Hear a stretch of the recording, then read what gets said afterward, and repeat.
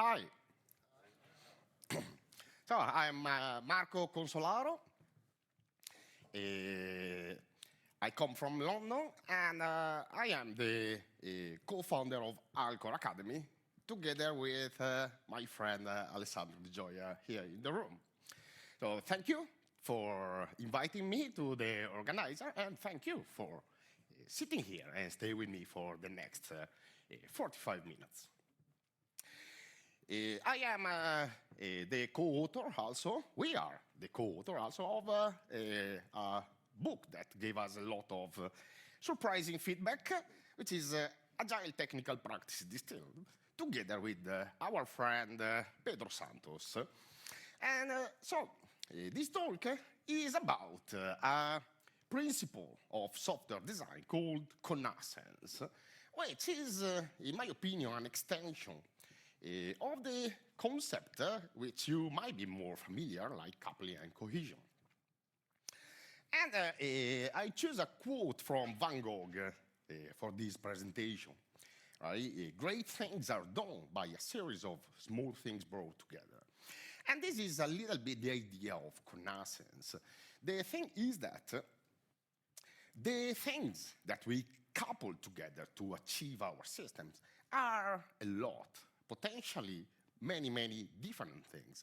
And so if we don't recognize the different things we can couple to, we end up with coupling with something that is not evident. And this hides information from the user, from the other developers that want to understand the code. So like a painting of Van Gogh, what I like of his painting is that if you watch them from very close, you can see all the brush of paintings, and it doesn't really show the whole painting. If you want to see the whole painting, you have to do some step back. At that point, the whole picture comes together. And connascence is a little bit like this. If we are good to keep our element of connascence really small, we can achieve the same effect. So let's try to understand more. The concept of connascence came out in 1995 from this book from Meili Page-Jones. And titled, What Every Programmer Should Know About Object-Oriented Design. A little bit pretentious, perhaps, because, let's say, the other part of the book aren't that core. But the chapter of connascence is absolutely amazing. So this is the history, but I didn't learn it through this book. I learned it essentially watching the talk of Jim Weirich, which is a very famous Ruby developer. And that is the problem with the video of his talk. All his examples are in Ruby. And Ruby is not my favorite language, so I was like, maybe I can do a talk with my view, using some more classic example, like the code is .NET-like. However, also Jim Weirich was a little bit pretentious because he considered connascence like the grand unified theory of software design. Yeah, it's an important concept. I'm not sure it's the grand unified theory. However, let's see a little bit more. So, connascence, here we are in the Italian part of Switzerland, so this is quite understandable, come from Latin. It means co and nascence. Nascence is nascent, so to be born, and co means together, right? So connascence can be like the birth and growth of two or more things at the same time. So two or more elements are connascent if a change in one element will require also a change in the others.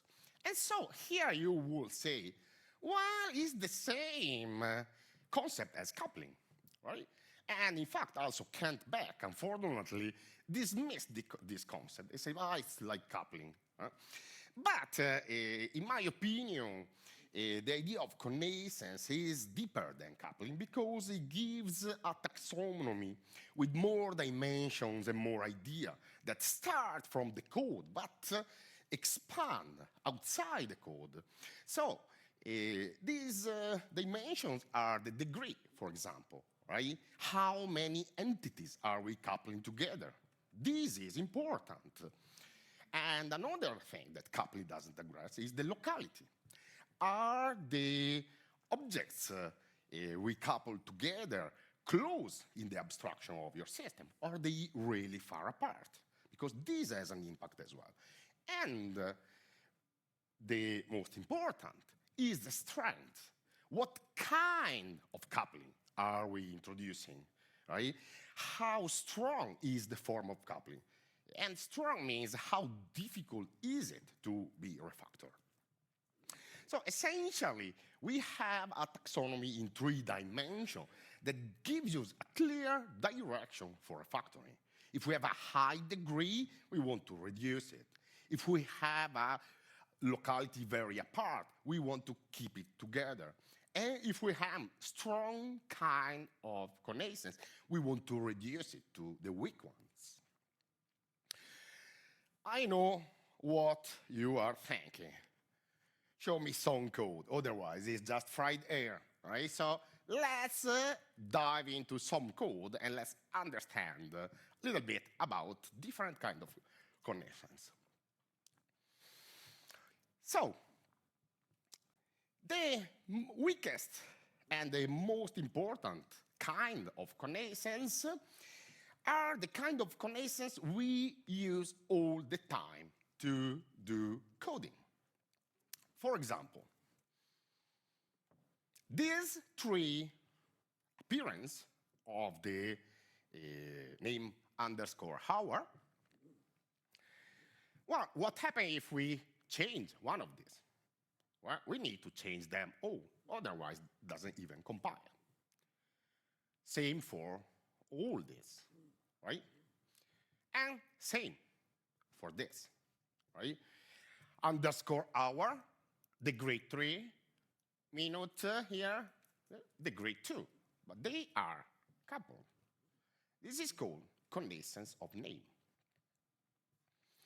Let's see another one. What about these types? If I change one, I need to change the other. Same for this and same for this. This is called connaissance of type. So how good or bad is this?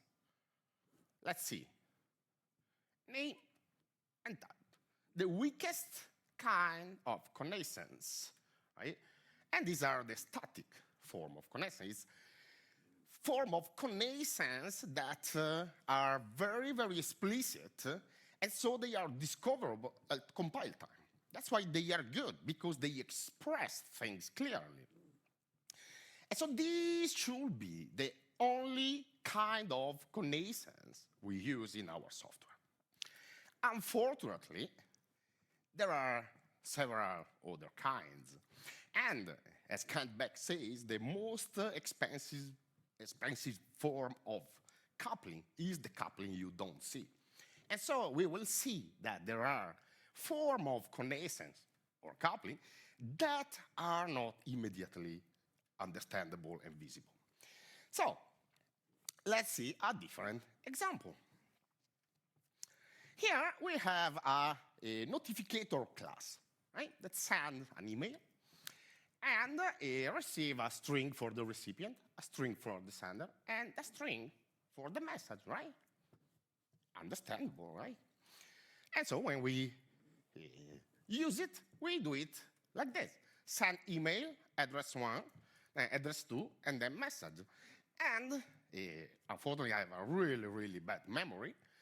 Every time I do this, I'm like, wait a second, is this the recipient or the sender? Because I don't remember, right? If I didn't have the tooltip in my IDE, I wouldn't know.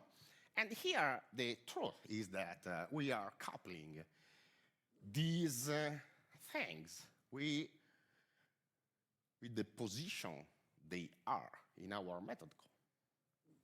This is called connaissance of position. Connascence of position happens when multiple components must be adjacent or must appear in a particular order.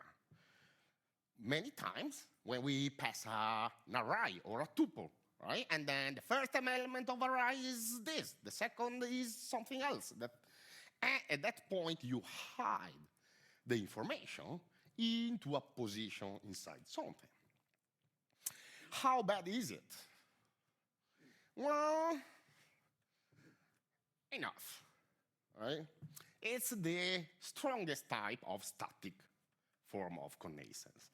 But the thing is that if we know that that's a problem, we can solve it quite easily, right? How do we solve it? Let's see this case. Well, easiest thing, create a type for the recipient, a type for the sender, type for the message. This point, it's impossible for me to do it wrong. And this is connascence of name and type. We revert back connascence of position to connascence of name and type, the good one. Can we do better? But maybe we can do something like this, for example, right? We create a notification type, and then also here, with some fluent interface, we can fill the notification in a way that is expressive for the programmer. And this is still connascence of name and type. Let's see another one. Let's go back to our class time. And let's see a very, very bad kind of connascence.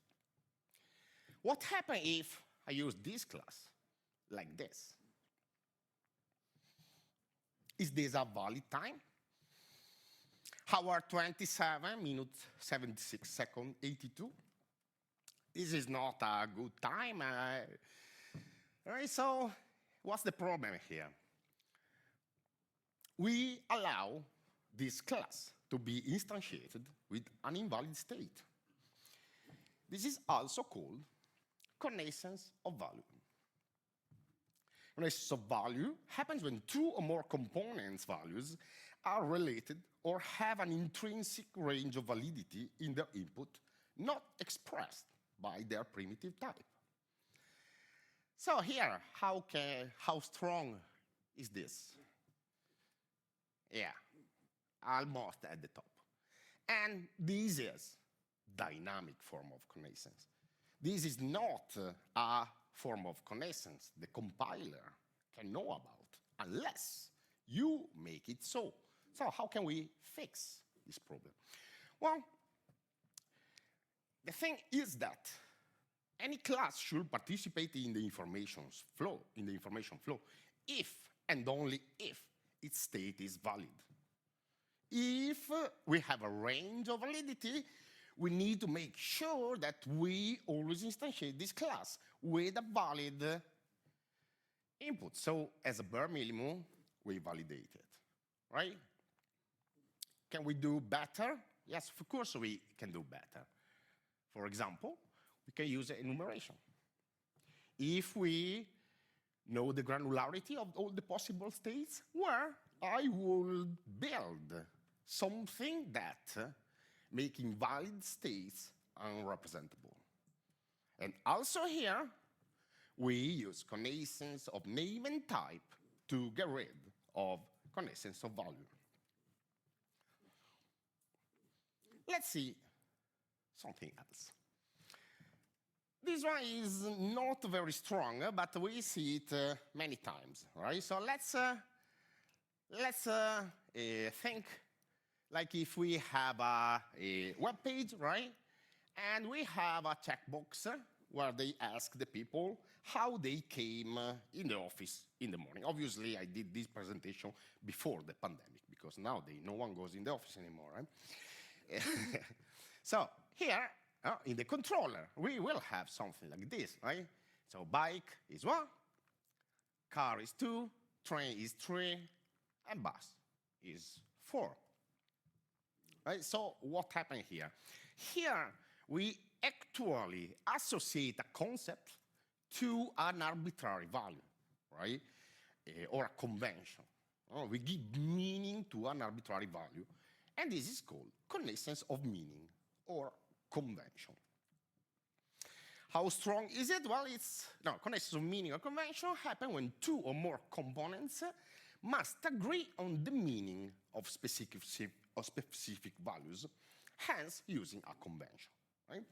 It's not very strong, just here, but the thing is that it's very, very easy to fix. Right? How can we fix it? Well, we made a constant. We actually explicit this convention through some constant, and then we use the constant everywhere. So we know that bike is bike, car is car, train is train, bus is bus. Also here, we have connaissance of name and type to solve the connaissance of meaning. Let's see another, a very, very popular kind of connaissance, right? This is about code repetition.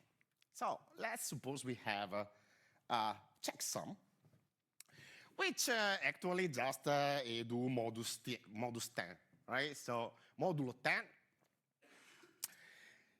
and we code it like this, right? So we have a method to create it and a method to check, right? Here, if you see, we have some code duplication, right? It's the same algorithm coded in two different places. If you know code smells, this is also divergent change code smell. So this is called also connaissance of algorithm. Connaissance of algorithm happens when two or more components must agree on using a particular algorithm. How strong is it? It's the second strongest static connaissance. And it's easy to fix, right?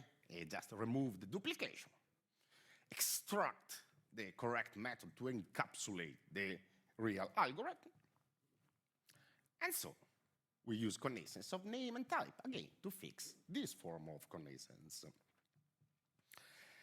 And now we go to the exciting ones, right? Let's see this piece of code. This piece of code, it's a class that uses this receipt sender, right? But this receipt sender, it's a little bit particular because first we have to send the receipt, and then we have to archive it. The problem is that if we archive it before we send it, this class throws an exception.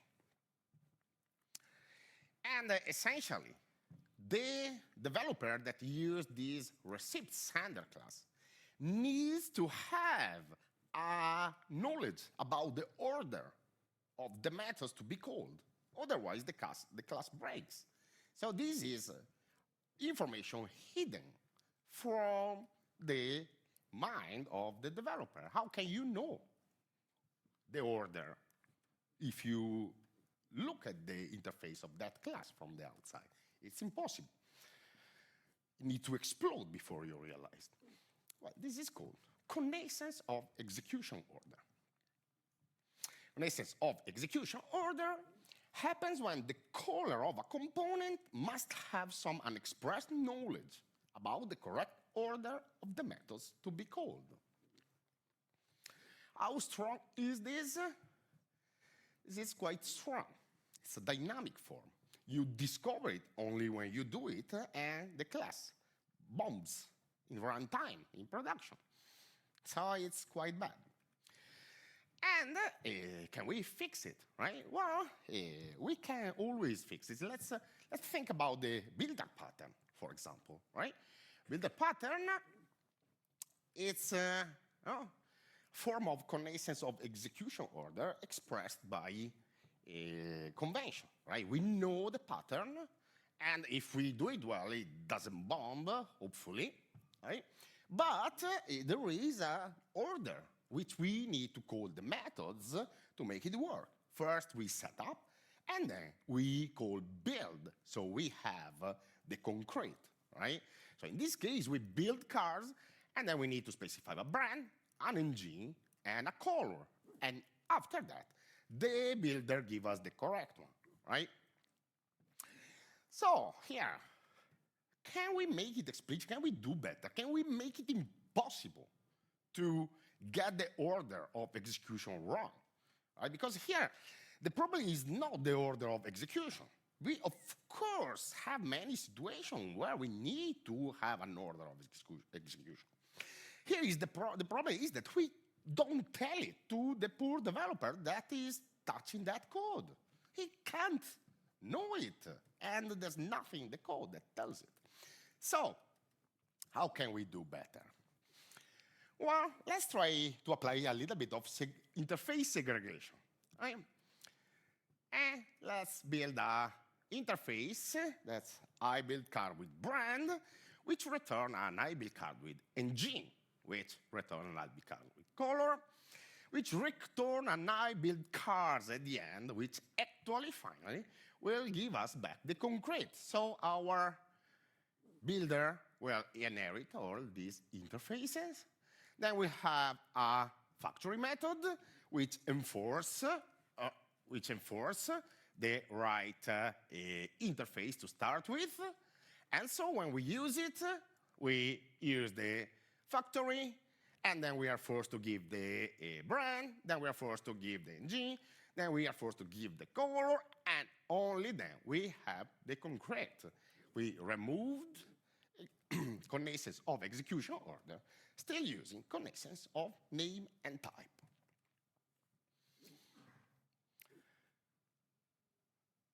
Let's see another very cool one. So what's strange in this class? Come on. What's really bad in this piece of code? All good?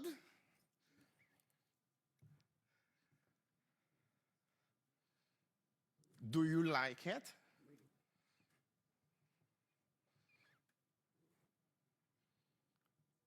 All good? Come on. What's a bad thing? Let's find a bad thing here. It's not difficult.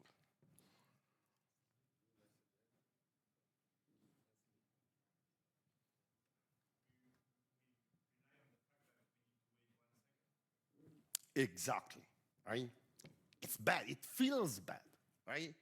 It feels really bad because, why it is 1 second? How do you know it's 1 second? Did you time it? Right? In reality, 1 second is just an arbitrary value, but now here we are essentially coupling with time. We are not in control of time. It's dangerous, right? And this is where I start to disagree with Kent-Beck, because this is a big problem, but we don't have a name for this problem unless we learn about connaissance, because this is connaissance of timing, right? Connaissance of timing happens when the success of 2 or more calls depend on the timing of when they occur. How bad is it? Yeah, quite bad. And so how can we fix this, right? Well, it's not easy because sometimes we actually are dependent on time, right?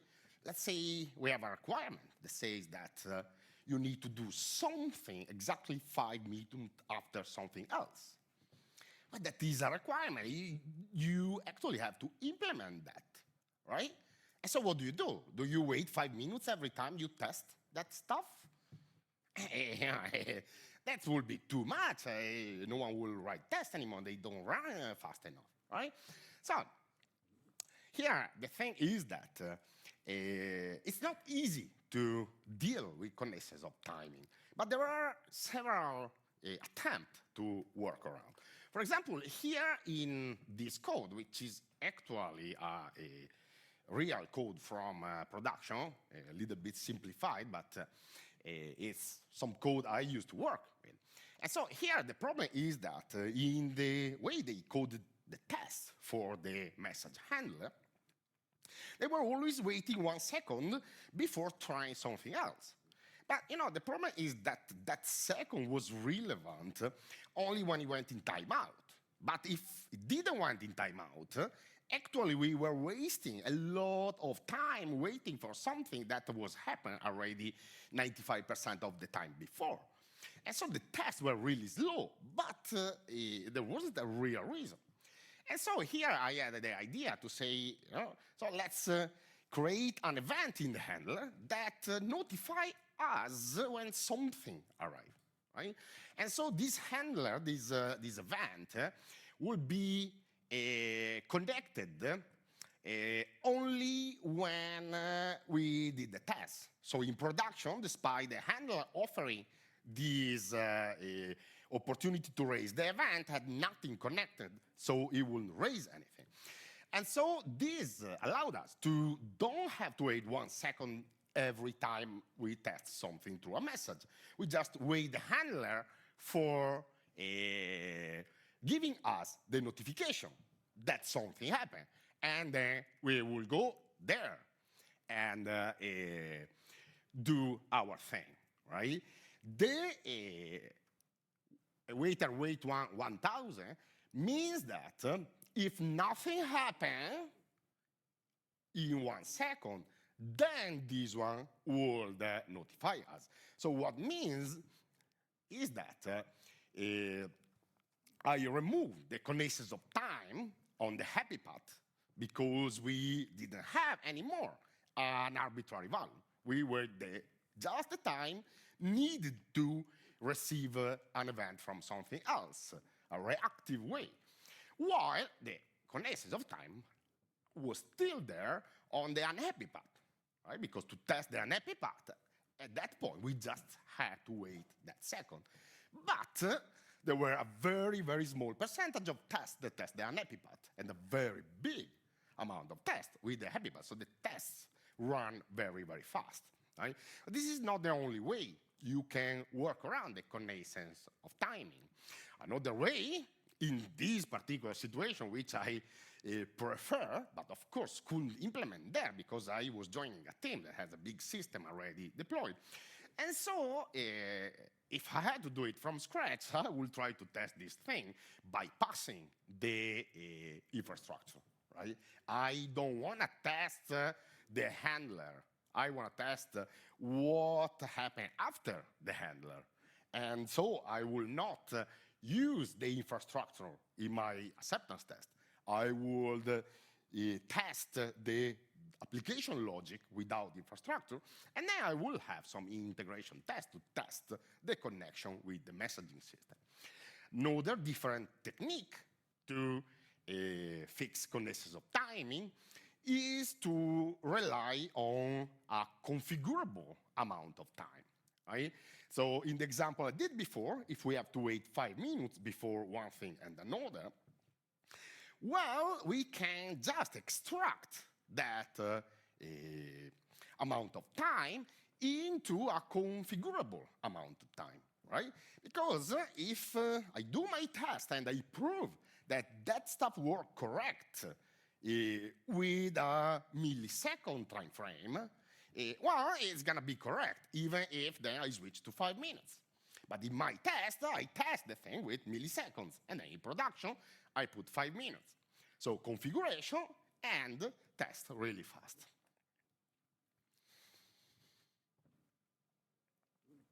So let's see the last of the classic form of connaissance, right?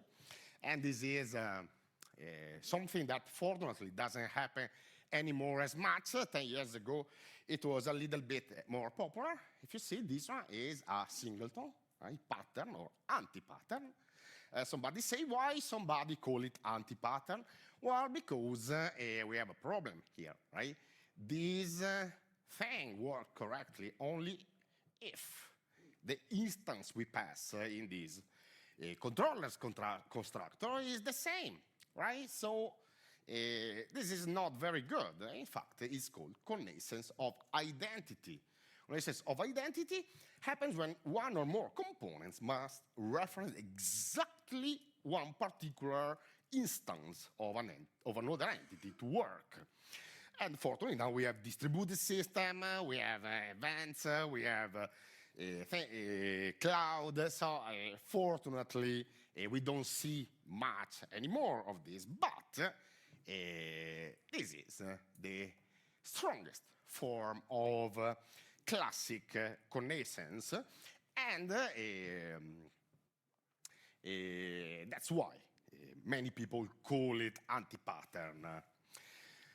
And unfortunately, we discover another form of connaissance, and for us, it's even stronger, right? So this is a story which happened exactly in the team where I found connaissance of timing. And so the story was that in that team, we had to implement two new messages. Our context had to emit two different kind of messages for other team to subscribe to. And so I did some refactoring, I fixed this connaissance of time, improved the test, and so we did 4 or 5 days of work, and at the end, everything was working in my machine. Perfect, beautiful, fast, improved. Very proud, right? We did it in pair programming most of the time, so we were really proud of the thing. We were like, wow, this feels really good. And then we push, and continuous integration goes down. Broke the build. Unexpected. Everybody was like, oh, wow, impossible. And I was new in the team, right? I was there. I was like, well, what happened? Well, what should we do? And the people were, shouldn't happen, right? And so there was somebody that was there since years, right?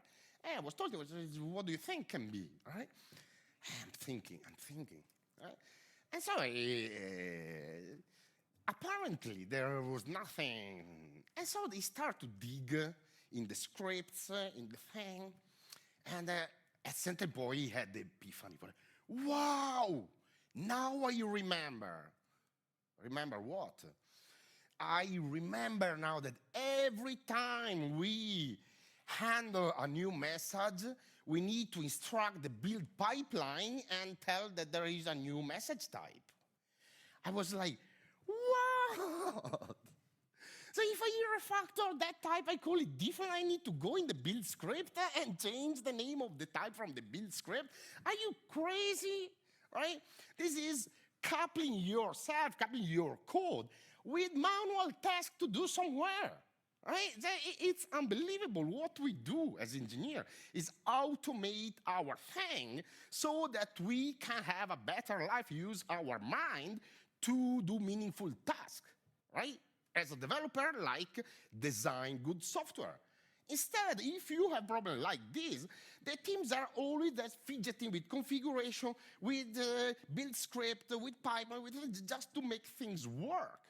Things that work all the time, we have to think about designing good software to modify it quickly, not to make it work, right?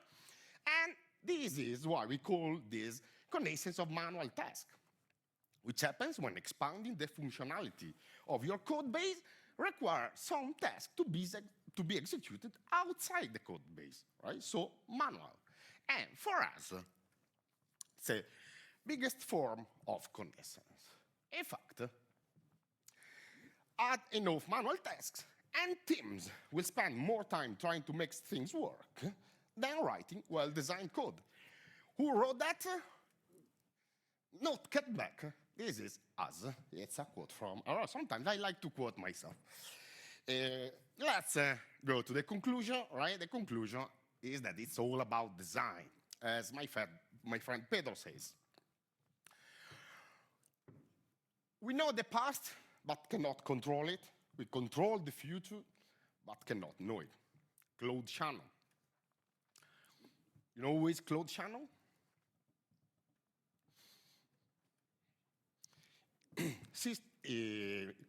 Entropy in communication, right? But it's not true in our job, fortunately. We have a magic power. It's called refactoring. We can change the past. And that is why it's great, right? The thing is that our design impact the amount and the effectiveness of our refactoring. if we have a good design, we can refactor often, and we can achieve a bigger benefit of our refactoring. As far as, even if, you see, in the beginning it seems that we slow down because we want to fix all the problems in a systemic way as soon as we find it. So in the beginning, it's slower, right? Instead, cutting corners in the beginning is faster because you just ignore the problems, you just carry on, right? The thing is that in the long run, we can achieve breakthrough in our knowledge, and then we can achieve more breakthrough until we do something magic. With time, we arrive to a point where we go faster. While the other that was cutting corner, they can do very less refactoring and very less effective. And with time, they just prolongate the survival until they can't change their code anymore. The thing is that in our toolbox, we have a lot of things. We have things that allows us to analyze what we have already done. And we have things that orient us on how to move forward in the future. And it's always this continuous critical thinking of trying something, then review it, and then make it better, and then try something else. That allows us to go faster and faster in the long run. Let's see an example. The thing is that everything we do is connected, right? Code smell, solid principle, coupling and cohesion, connascence, they all influence each other. They are all things that help us to go in the right direction, but it's the same direction. For example, look at this. This is a piece of code that has a lot of problems, right? Long parameter list, code smell. This is connascence of position, right?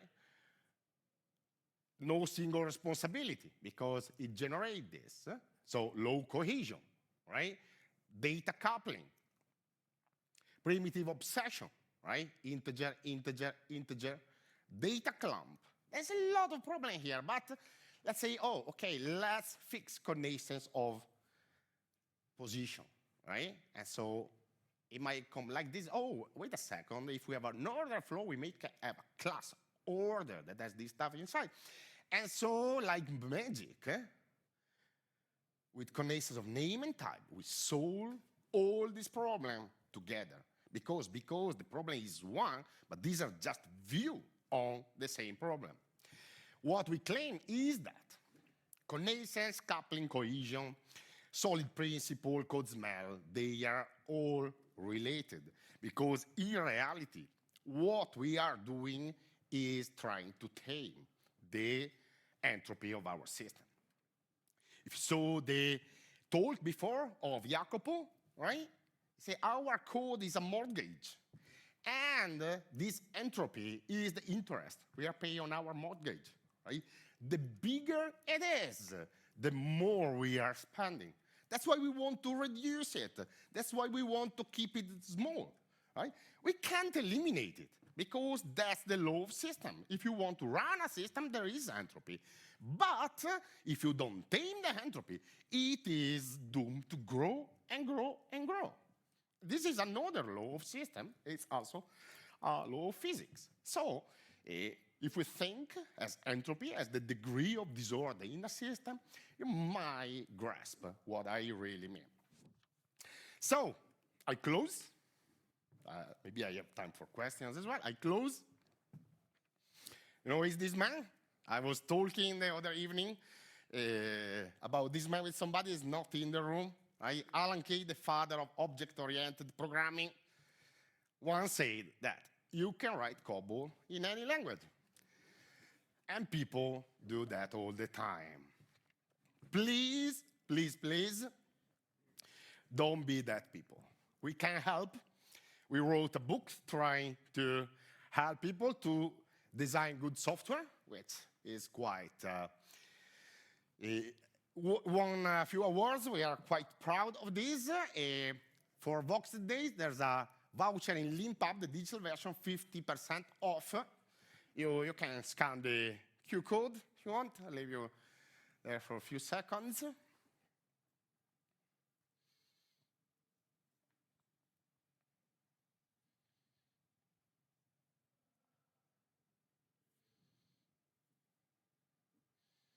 But if you want to take it to the next level, you can try to promote a culture of excellence with our innovative social technical training. We do training in more programming, hands-on lessons to try to improve your software design skills.